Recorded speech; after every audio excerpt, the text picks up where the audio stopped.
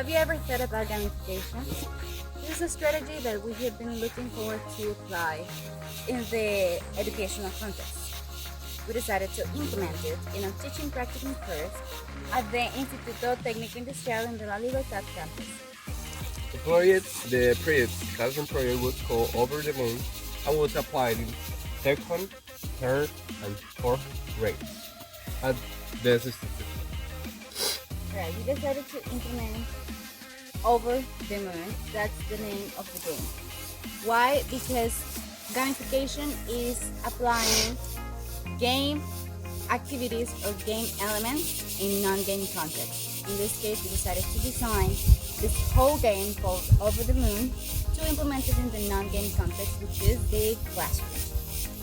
The project, as my class mentioned, it's just a gamification or a gamified strategy to deal with these grades. For example, you have 5, you have 4, and just to put positive and negative points. For example, shooting stars that were the point system, and we also have point system level and categories. We applied shooting stars as positive points and meteorites as negative points. Now we decided to design a system of levels. Now the amount of shooting stars that the students were getting while doing the activities inside the classroom, as you can see here, there are tons of different activities that we decided to implement. If they did well, and they will get a shooting star, which would be translated into a positive point. If they have enough shooting stars, they will be able to participate in the final level, which is a rally, where they are going to put in practice all the knowledge that they have acquired along the course with us using gamification. So it means that students are going to participate all of those second, third, and fourth grades in a rally, which is going to be carried on the Tuesday. It's going to be carried out, yes, on Tuesday for all the students. Now, what else did we do? Inside the classroom, we decided to also use a technique called game-based learning, in which the post or the assessment activity would be based in a game. We use tons of different games. For example, we have here a game in which the students have the parts of the body and they would play a Pictionary.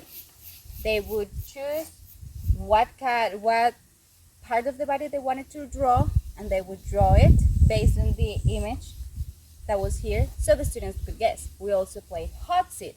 We used the same strategy with the pictures.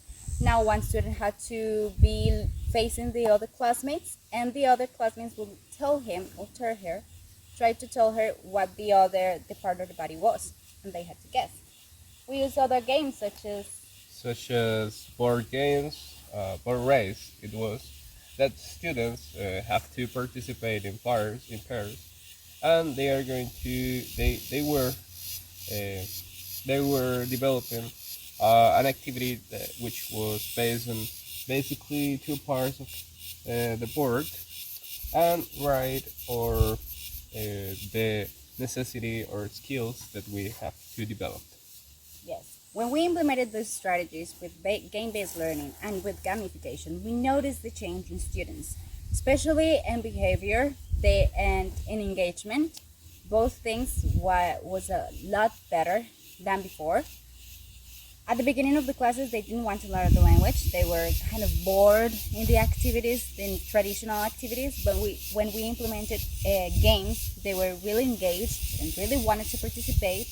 And they were looking forward to the English classes, for the games, and to apply all the knowledge that they collected in the game in order to win the game, because that's what they wanted to do. And to summary, the application of Over the Moon was basically at the first part of the classes, as my cousin mentioned. They were in a non-good behavior, and they were not engaging in the EFL classes, and they at the first part of the class, develop regularly activities. For example, crosswords, for example, word research, etc. And at the end, which was the assessment part, we developed this strategy, which was game-based learning and gamification, as you notice. We're gonna leave you with some videos with the environment, the classroom environment that we had while implementing all these activities. That will be all. Thank you so much. Thank you for watching. Have a new chair. I see.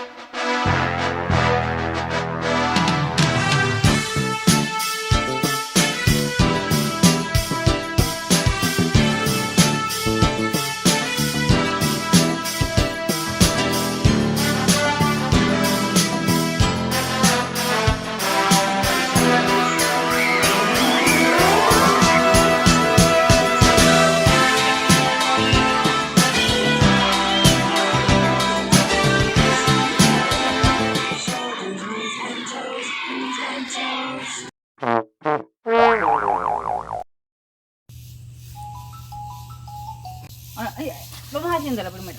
Bueno. Okay. Learning, and we're not paying attention to the class. Pero ya lo dije, ¿para qué lo Pero repites? para clarificarlo de una manera que sea más sencilla.